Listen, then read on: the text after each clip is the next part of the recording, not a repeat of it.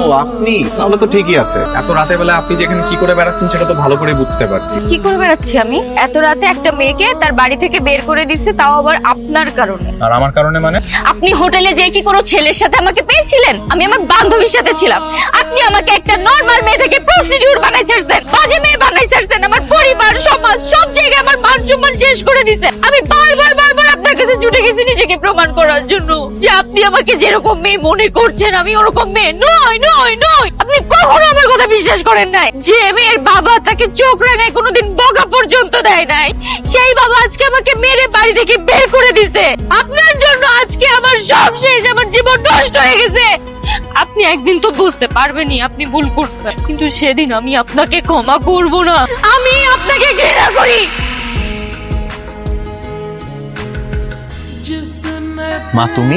শোন না বাবা, ওই বাড়ির বিষয়টা যদি একটু ভেবে দেখতি। হ্যাঁ মা, সেটা নিয়ে তো ভাবছি। তুমি আমাকে কয়েকটা দিন সময় দাও, আমি তোমাকে একটা রেজাল্ট জানাচ্ছি। ঠিক আছে।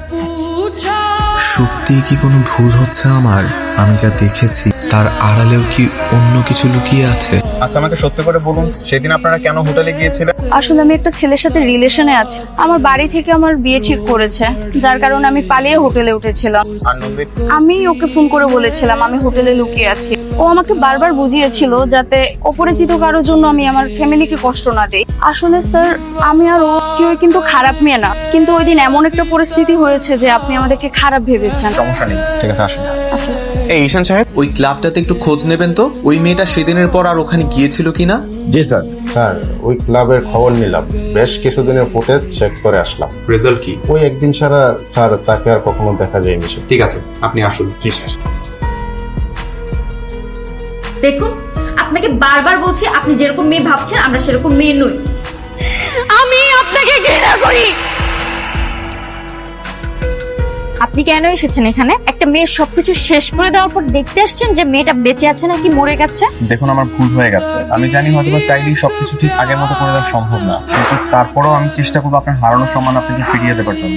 যেই সম্মান একবার চলে যায় সেই সম্মান আবার ফিরে আসে কেমনে? হ্যাঁ, কি করবেন আপনি সম্মান ফিরিয়ে দিতে? লোকের বাড়ি বাড়ি যে বলবেন যে এই মেয়েটাকে আমি বাজে মেয়ে মনে করেছিলাম, আসলে এই মেয়েটা বাজে মেয়ে না। আপনারা সবাই তাকে সম্মান করবেন। আমি মানছি তো আমার ভুল হয়ে গেছে। আমার কাজের জন্য মাঝে মাঝে সন্দেহের বসে এরকম ছোটখাটো ভুল আমাদের হয়ে যায়। আপনার কাছে এটা ছোটখাটো ভুল মনে হয়? আপনি একটা মেয়ের লাইফ শেষ করে দিচ্ছেন, আর যার রিয়েলাইজেশনই নেই যে সে কত বড় ভুল করছে তাকে কি ক্ষমা করবো? আপনি কি সবসময় এরকম ভাবে আপনার রাগ আর জেদটাকে ধরে রাখবেন? হ্যাঁ, আমি আমার রাগ জিদ নিয়েই থাকবো। এই মুহূর্তে আপনি আমার সামনে থেকে চলে যান এবং কোনোদিন আপনি আর এখানে না আসেন, কারণ আপনাকে আমি কোনোদিনই মাফ করবো না।